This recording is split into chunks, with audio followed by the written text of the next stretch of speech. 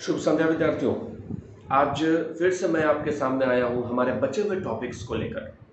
जैसा कि आप सब जानते हैं, पिछले वीडियो में आप लोगों ने देखा भी होगा और नहीं देखे होंगे तो पिछले वीडियो ज़रूर देखिए, क्योंकि वो बहुत इंपॉर्टेंट है। हम लोग अकाउंटिंग रेशियो को लेकर आगे बढ़ रहे हैं।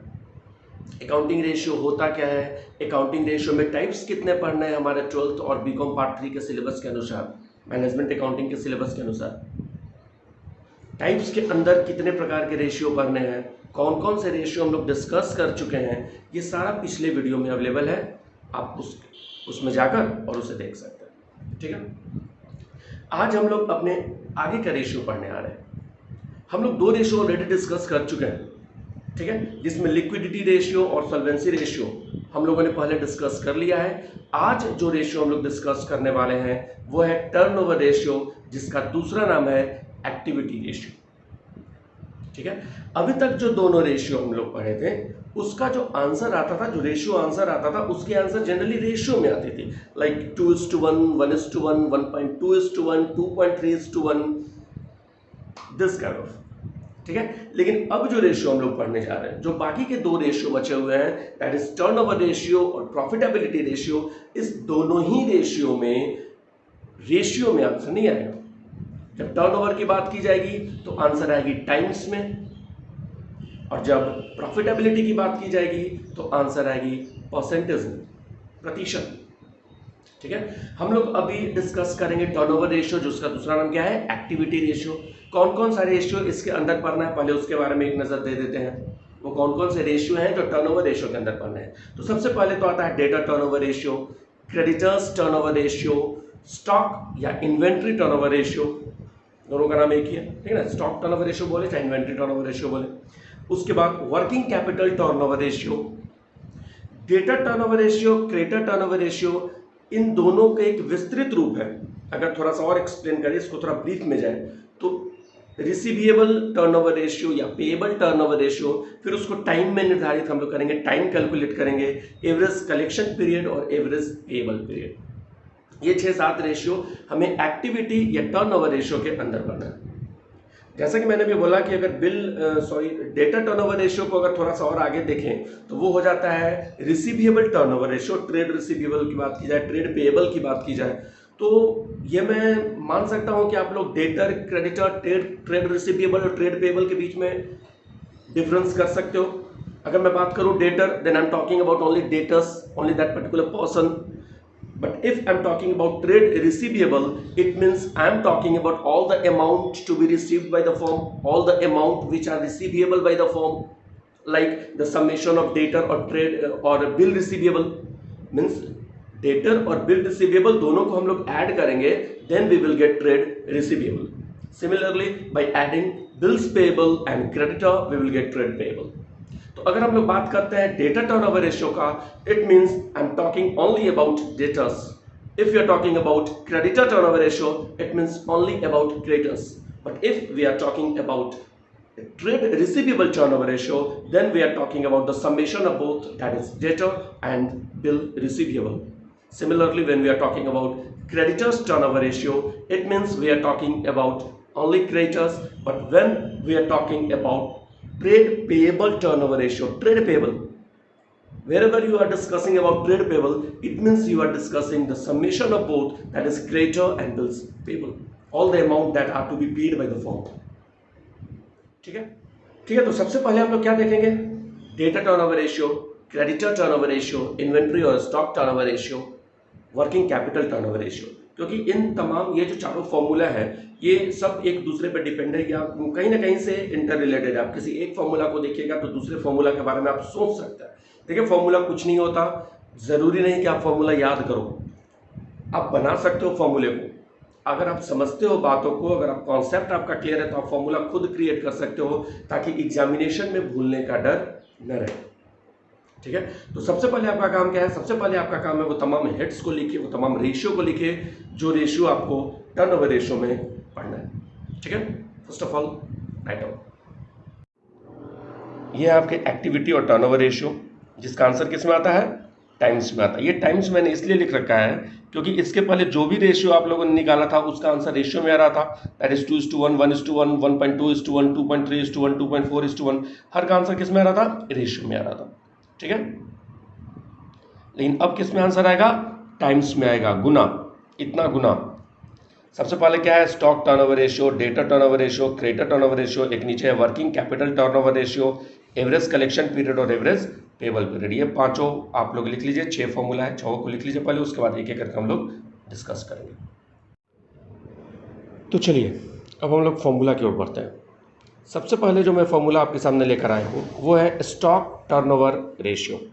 क्या है? Stock turnover ratio. इसका फॉर्मूला आपको दिख रहा है, cost of good sold divided by average stock.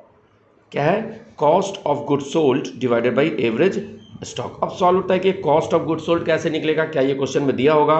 ज़रूरी नहीं कि हर बार ये प्रश्न में दिए हो, अगर दिया हो तो ठीक है, नहीं दिया हो तो वी विल कैलकुलेट। कैसे? कॉस्ट का फॉर्मूला क्या होता है? कॉस्ट का 2 फॉर्मूला मैं आपके सामने रख रहा हूँ, जैसा क्वेश्चन में इन्फॉर्मेशन होगा उसके अनुसार आप फॉर्मूला पुट करके कॉस्ट की वैल्यू निकाल सकते हैं। जो फर्स्ट फॉर्मूला है वो है सेल्स माइनस जीपी। अगर क्वेश्चन में जीपी दिया हुआ है, ग्रॉस प्रॉफिट दिया हुआ है और सेल्स दिया हुआ है, तो अगर आप सेल्स में से ग्रॉस प्रॉफिट को माइनस करते हैं तो यू विल गेट कॉस्ट। अगर सेल्स या जीपी का इंफॉर्मेशन नहीं है तो दूसरे फॉर्मूला आप लोग पुट करके निकाल सकते हो, opening stock plus purchase plus direct expenses minus closing stock is equal to cost. ठीक है, तो कॉस्ट का तो 2 फॉर्मूला, दोनों में से कोई फॉर्मूला आप लोग पुट करके जैसा इंफॉर्मेशन होगा उसके अनुसार आप निकाल सकते हो। और जो नीचे है एवरेज स्टॉक। ठीक है, टर्नओवर रेशियो के एक फीचर्स है, जो चीज़ का रेशियो आप निकाल रहे हो, चाहे आप स्टॉक टर्नओवर रेशियो निकाल रहे हो तो नीचे हो गया एवरेज स्टॉक, अगर आप क्रेडिटर टर्नओवर रेशियो निकाल रहे हो तो नीचे होगा एवरेज क्रेडिटर, अगर आप डेटा टर्नओवर रेशियो निकाल रहे हो तो नीचे होगा एवरेज डेटा। ठीक है, अभी आप क्या निकाल रहे हो? स्टॉक टर्नओवर रेशियो, तो नीचे क्या होगा? Average stock. एवरेज निकालने का क्या तरीका होता है? एवरेज निकालने के लिए आप लोग opening plus closing divided by 2 कीजिएगा तो will get the particular average. ठीक है, तो यहाँ किसका एवरेज निकालना है? स्टॉक का एवरेज निकालना है, तो opening stock plus closing stock divided by 2 average stock.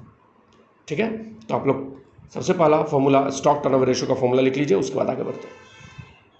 अब जो दूसरा फॉर्मूला आपके पास आ रहा है वो है डेटर टर्नओवर रेशियो। जैसे मैंने पहले ही बताया था कि जिसका फॉर्मूला लिखेगा वो नीचे आ जाएगा, तो स्टॉक टर्नओवर रेशियो में एवरेज स्टॉक था, तो डेटर टर्नओवर रेशियो में क्या हो जाएगा? Average data.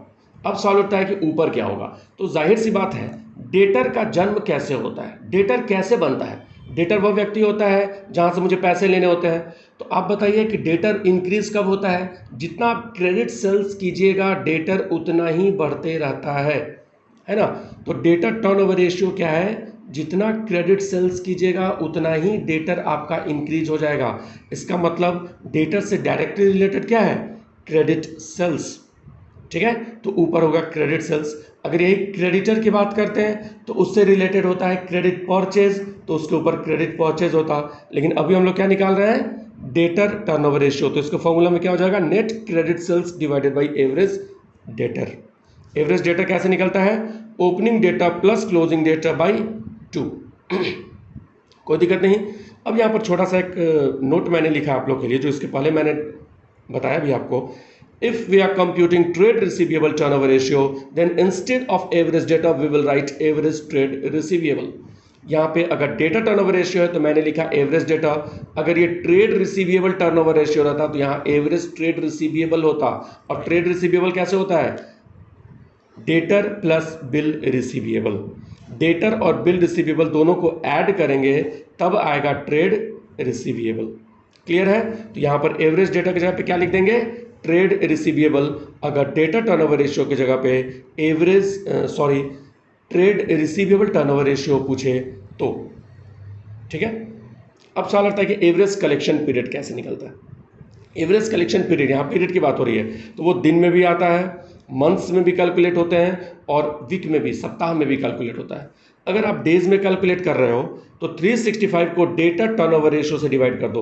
अभी जो डेटा टर्नओवर रेशियो आपने लिखा, इसका जो भी आंसर आया 2 टाइम्स 3 टाइम्स 4 टाइम्स 5 टाइम्स, जो भी इसका आंसर आया हम डेटा टर्नओवर रेशियो से डिवाइड कर देंगे 365 को, then we will get the particular days of average collection period. ठीक है, मंथ, अगर मंथ में कैलकुलेट करेंगे तो एक साल में कितने मंथ होते हैं 12, तो 12 से डिवाइड करेंगे। अगर डेज में कैलकुलेट कर रहे थे तो 365 को डिवाइड कर रहे थे। अगर मंथ में कैलकुलेट कर रहे हैं तो 12 को डिवाइड करेंगे। अगर वीक्स में कैलकुलेट कर रहे हैं तो 52 को डिवाइड करेंगे, क्योंकि एक साल में 52 सप्ताह होते हैं। ठीक है। तीसरा फॉर्मूला क्या है, क्रेडिटर्स टर्नओवर रेशियो। तो जिस तरीके से डेटा टर्नओवर रेशियो में ऊपर नेट क्रेडिट सेल्स हो रहा था, उसी तरीके से क्रेडिटर टर्नओवर रेशियो में net credit purchase divided by average creditor. जो नोट मैंने ऊपर दिया वही नोट यहाँ भी है। अगर आप ट्रेड पेबल टर्नओवर रेशियो निकालिएगा तो एवरेज क्रेडिटर की जगह पे एवरेज ट्रेड पेबल लिखेगा। और ट्रेड पेबल कैसे आता है, ये ट्रेड पेबल कैसे निकलेगा, ट्रेड पेबल निकलेगा क्रेडिटर प्लस बिल्स पेबल। ठीक है, कोई दिक्कत नहीं। एवरेज क्रेडिटर कैसे निकलेगा, opening creditor plus closing creditor divided by 2। ये भी फॉर्मूला आपके सामने है, लिख लीजिए आप लोग। वीडियो को 1 मिनट के लिए रोकिए और सभी फॉर्मूले को अच्छे से अपने कॉपी में नोट डाउन कर लीजिए। चलिए, जिस तरीके से आपने एवरेज कलेक्शन पीरियड निकाला था उसी तरीके से आप निकालिएगा एवरेज पेबल पीरियड। पेमेंट की बात हो रही है तो पेमेंट किसे करते हैं, क्रेडिटर को। अगर ट्रेड रिसीवेबल की बात हो रही थी तो हमने डिवाइड करा था डेटा टर्नओवर रेशियो से, लेकिन यहाँ पेबल पीरियड की बात हो रही है तो हम लोग डिवाइड करेंगे क्रेडिटर टर्नओवर रेशियो को। डिवाइड करने का भी तरीका भाई 365 को अगर डेज में आंसर चाहिए तो, मंथ में चाहिए तो 12 को डिवाइड करेंगे और वीक्स में चाहिए तो 52 को डिवाइड करेंगे। तो इसका फॉर्मूला भी आप लोग लिख लीजिए एवरेज पेबल पीरियड का। और उसके बाद जो लास्ट इस हेड के अंदर है वो है working capital turnover ratio. Working capital और सेल्स का रेशियो, किसका, सेल्स और वर्किंग कैपिटल। सेल्स के जगह पे कॉस्ट ऑफ गुड्स सोल्ड भी यूज हो सकता है। तो वर्किंग कैपिटल टर्नओवर रेशियो का फॉर्मूला क्या होगा, sales divided by working capital. याद रखिए, जिस फॉर्मूले में टाइम्स या टर्नओवर जुड़ा हुआ है, एक्टिविटी जुड़ा हुआ है, उसका आंसर हमेशा टाइम्स में आता है। तो टोटल फॉर्मूला हो गया, आप लोगों ने लिख लिया फॉर्मूला। क्वेश्चन को सॉल्व कीजिएगा। क्वेश्चन को सॉल्व करने क्रम में अगर किसी प्रकार के डाउट्स आते हैं तो मुझे पूछिए, मुझसे डिस्कस कीजिए। जितना डिस्कस कीजिएगा उतने ही पॉलिश होइएगा, है ना, दिमाग शार्प होगा और शायद रेशियो से रिलेटेड क्वेश्चंस को भी आप आसानी से सॉल्व कर पाइएगा। देखिए, रेशियो में कुछ खास है नहीं, केवल फॉर्मूले हैं। हर फॉर्मूले आपके दिमाग में ये स्थिर होना चाहिए। ये फॉर्मूला कैसे निकला, जैसे डेटा टर्नओवर रेशियो की हम लोग बात कर रहे हैं तो ये दिमाग में होना चाहिए कि data turnover ratio it means denominator तो एवरेज डेटर होगा। अगर हम लोग क्रेडिटर टर्नओवर रेशियो निकालेंगे तो डिनोमिनेटर तो एवरेज क्रेडिटर होगा। ये दिमाग में आपके होने चाहिए। अब सवाल आता है कि ऊपर क्या था भाई, मैं थोड़ा सा कंफ्यूज हो रहा हूँ कि डेटा टर्नओवर रेशियो में ऊपर क्रेडिट सेल्स था कि क्रेडिट परचेज था। तो बस आप लोग इतना ध्यान रखिए, क्या क्रेडिट परचेज किसी भी तरीके से डेटर से रिलेटेड है, नहीं। क्रेडिट परचेज तो क्रेडिटर से रिलेटेड है। हम लोग यहाँ पे निकाल रहे हैं एवरेज डेटा, हम लोग डेटा टर्नओवर रेशियो निकाल रहे हैं, तो यहाँ पर हम लोग बात करेंगे क्रेडिट सेल्स की, क्योंकि क्रेडिट सेल्स के कारण डेटर इंक्रीज होता है। अगर हम लोग इसी तरीके से क्रेडिट टर्नओवर रेशियो निकालेंगे तो वहाँ पर क्रेडिट परचेज के बारे में बात करेंगे। तो ये सब बातें आपके दिमाग में होने चाहिए, कॉन्सेप्ट क्लियर हो तो किसी प्रकार से फॉर्मूले को याद करने में भी कोई परेशानी आपको नहीं हो। ठीक है, अब हम लोग बात करते हैं प्रॉफिटेबिलिटी रेशियो की। इससे पहले कि प्रॉफिटेबिलिटी रेशियो में जाए, आप लोग के दिमाग में मैं फिर से ये बात डाल देना चाहता हूँ कि टर्नओवर रेशियो का आंसर टाइम्स में आता है और प्रॉफिटेबिलिटी रेशियो जो हम लोग पढ़ने वाले हैं उसका आंसर प्रतिशत में आता है, परसेंटेज में आता है। जैसे अगर मैं बात करूँ जो ग्रॉस प्रॉफिट है वो नेट सेल्स का कितना परसेंट है, जो नेट प्रॉफिट है वो नेट सेल्स का कितना परसेंट है, जो ऑपरेटिंग प्रॉफिट है वो नेट सेल्स का कितना परसेंट है, एक्सपेंसेस है, ऑपरेटिंग एक्सपेंस है, total expense, direct expense, indirect expense, इसका रिलेशन हम लोग सेल्स के साथ बताएंगे, वो भी प्रतिशत में। उसके बाद हम लोग देखेंगे कि देखिए प्रॉफिटेबिलिटी रेशियो को 2 भाग में हम लोग बांट सकते हैं। हालांकि आपके बुक में ये सब दिया हुआ नहीं है, लेकिन आप लोग याद रखें 2 भाग में बांट सकते हैं, एक सेल्स के बेसिस पे और एक कैपिटल एम्प्लॉयड के बेसिस पे। अगर सेल्स के रेशियो पे हम लोग बांटेंगे तो gross profit ratio, net profit ratio, operating profit ratio, operating ratio, operating expense ratio, all expense ratio, ये आप लोग सेल्स के बेसिस पे निकाल रहे हो। मीन्स जो डिनोमिनेटर होगा वो सेल्स होगा। ग्रॉस प्रॉफिट रेशियो निकाल रहे हैं तो gross profit into 100 by net sales, net profit निकाल रहे हैं तो net profit into 100 by net sales. अगर ऑपरेटिंग प्रॉफिट रेशियो निकाल रहे हैं तो operating profit into 100 by net sales. मतलब डिनोमिनेटर क्या हो जा रहा है, सेल्स हो जा रहा है, क्योंकि ग्रॉस प्रॉफिट हो चाहे नेट सेल्स हो चाहे नेट प्रॉफिट हो, माफ कीजिएगा, चाहे ऑपरेटिंग प्रॉफिट हो, इनका रिलेशन किसके साथ निकाल रहा है? नेट सेल्स के साथ निकाल रहा है। अब बात आती है डिविडेंड के बारे में, बात है अगर बात आती है टोटल अर्निंग के बारे में, तो हम लोग किसके बारे में बात करते हैं? Capital employed. अभी तक हम लोग सेल्स के रेशियो पे निकाल रहे थे, अब किसके बेस पे निकालेंगे? कैपिटल, है ना। अगर मैं बात करूं कि अर्निंग पर शेयर आपकी कितनी है भाई, टोटल अर्निंग अगर आपकी 10 लाख रुपए की है तो एक शेयर पे आपकी अर्निंग क्या है? अगर मेरी टोटल अर्निंग 10 लाख रुपए की है और नंबर ऑफ शेयर मेरे पास 1 लाख है, तो if we will divide the total earning by number of share, then we can easily calculate earning per share, एक शेयर पे अर्निंग। डिविडेंड पर शेयर, मान लेता हूं कि मैं टोटल डिविडेंड दे रहा हूं 5 लाख रुपया, नंबर ऑफ शेयर 1 लाख रुपया है, तो डिविडेंड कितना, डिविडेंड पर शेयर कितना होगा? एक शेयर पे आप कितना डिविडेंड दे रहे हो? तो dividend per share, earning per share, return on capital employed, return on investment, it is all computed on the basis of capital employed. तो हम लोग प्रॉफिटेबिलिटी रेशियो को दो भाग में बांट देंगे। फर्स्ट पार्ट में मैंने क्या क्या किया? Gross profit, operating expense, other expenses and net profit. Income statement को मैंने ले लिया। अब हम लोग बात करते हैं कैपिटल एम्प्लॉयड, तो return on capital employed, earning per share, dividend per share, return on investment. इससे ज़्यादा आप लोगों को पढ़ना है नहीं, इतना भी नहीं पढ़ना है, लेकिन इतना देख लेंगे कम से कम, क्योंकि बहुत ज़्यादा तो है नहीं, है ना। जनरली आपसे अगर क्वेश्चन पूछे जाते हैं तो gross profit, net profit, operating profit, इससे ज़्यादा नहीं पूछा जाता। ग्रेजुएशन में earning per share, dividend per share, कभी कभी कैपिटल गियरिंग रेशियो भी पूछता है, तो इस तरीके के प्रश्न आते हैं। लेकिन अगर 12th आईकॉम की बात की जाए तो आईकॉम में gross profit ratio, net profit ratio, operating profit ratio, इससे ज़्यादा जनरली पूछता नहीं है। कभी कभी रिटर्न ऑन कैपिटल एम्प्लॉयड भी पूछता है, ठीक है। तो सबसे पहले तो आप लोग नोट डाउन कर लीजिए कि प्रॉफिटेबिलिटी रेशियो में कौन कौन सा रेशियो हम लोग को पढ़ना है। रेडी? Note down. देखिए, प्रॉफिटेबिलिटी रेशियो में कौन कौन सा है? Gross profit ratio, operating profit ratio, net profit ratio, operating expense ratio, return on capital employed, DPS means dividend per share, EPS means earning per share. तो ये जो ऊपर के 4 रेशियो हैं, 1 2 3 4, ये चारों कैटेगरी 1 में आते हैं। किसमें? 1 में। और 1 का मतलब क्या है कि इनका रिलेशन हम लोग किसके साथ निकालेंगे? सेल्स के साथ निकालेंगे। किसके साथ निकालेंगे? सेल्स के साथ निकालेंगे। जो भी रेशियो है, जीपी रेशियो है तो GP into 100 by sales, operating profit है, operating profit into 100 by sales, net profit ratio है, net profit into 100 by sales, operating expense into 100 by sales. Division किससे करना है? सेल से करना है। किससे डिवाइड करना है? सेल से करना है। और किसे करना है? जिसका रेशियो आप लोग कैलकुलेट कर रहे हो। अगर आप लोग ग्रॉस प्रॉफिट रेशियो निकाल रहे हो तो gross profit into 100 divided by sales. अगर आप नेट प्रॉफिट निकाल रहे हो तो net profit into 100 divided by sales. अगर ऑपरेटिंग एक्सपेंस रेशियो निकाल रहे हो तो operating expense into 100 by net sales, ठीक है। अब जो बाकी के 3 रेशियो हैं वो कौन कौन से हैं? Return on capital employed, capital employed means capital, और रिटर्न मीन्स प्रॉफिट, मतलब कैपिटल पे आपने कितना प्रतिशत प्रॉफिट अर्न किया, है ना। कैपिटल पे किस रेशियो में आपने प्रॉफिट अर्न किया। तो रिटर्न मीन्स प्रॉफिट, तो मैंने earning before interest and tax लिख दिया, इसका मतलब रिटर्न हो गया। ऑन कैपिटल एम्प्लॉयड, तो नीचे मैंने कैपिटल लिख दिया। अगर क्वेश्चन में कैपिटल दिया हुआ है तो ठीक है, और नहीं दिया हुआ तो एसेट्स में से लायबिलिटी को माइनस करके हम लोग कैपिटल आराम से निकाल सकते हैं। DPS means dividend per share, ठीक है। डिविडेंड मतलब आपने कितना डिविडेंड दिया, पर शेयर मतलब एक शेयर पे कितना दिया, तो divided by number of share. Total dividend paid divided by number of equities या नंबर ऑफ इक्विटी शेयर्स।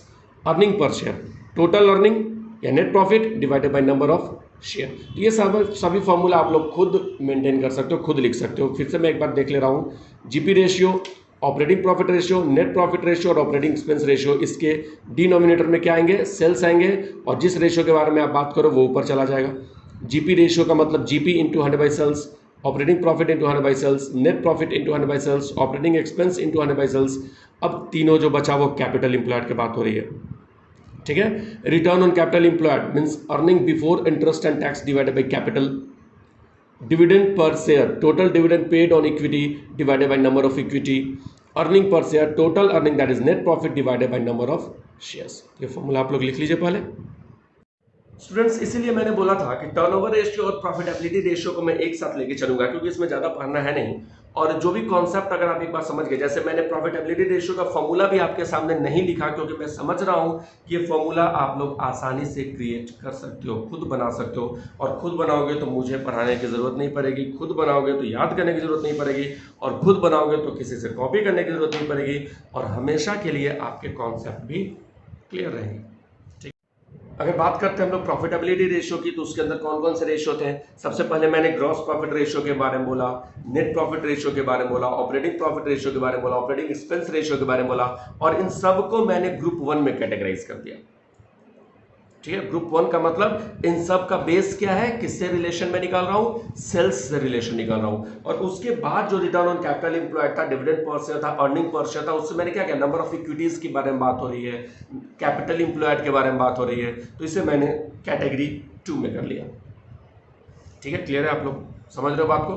तो जो भी कैटेगरी 1 है उसके जो बेस रहेगा, उसका जो डिनोमिनेटर रहेगा वो हो जाएगा आपका सेल्स। अगर रिटर्न ऑन कैपिटल एम्प्लॉयड की बात की जाए तो profit divided by capital, earning per share की बात की जाए तो profit divided by number of share, dividend per share के बारे में बात की जाए तो total dividend paid on equities divided by equity share, number of equity share. तो आप ये सब करके इजीली कैलकुलेट कर सकते हो। अब आपका काम क्या है, यहाँ पर रेशियो मैंने खत्म कर दिया। आपका काम क्या है कि रेशियो से रिलेटेड क्वेश्चन को सॉल्व कीजिए, और जितने भी तरीके के क्वेश्चन आते हैं उसे सॉल्व कीजिए। जो थ्योरी आपने पहले लिख रखा है उसे भी मेमोराइज जरूर कर लीजिएगा, याद जरूर कर लीजिएगा, समझ लीजिएगा कम से कम, ताकि एग्जामिनेशन में पूछे तो आप लिख सकते हो। क्योंकि मैं बता दूं कि पटना विश्वविद्यालय, पाटलिपुत्र विश्वविद्यालय, मगध विश्वविद्यालय, वीर कुंवर सिंह विश्वविद्यालय में एक प्रश्न इससे जरूर आएगा थ्योरी से। रेशियो एनालिसिस का लिमिटेशन पूछ दे, इंपॉर्टेंस पूछ दे, इन 2 क्वेश्चन में एक क्वेश्चन कंफर्म रहेगा। वहीं अगर बात की जाए बिहार बोर्ड की इंटरमीडिएट की, चाहे बिग बॉस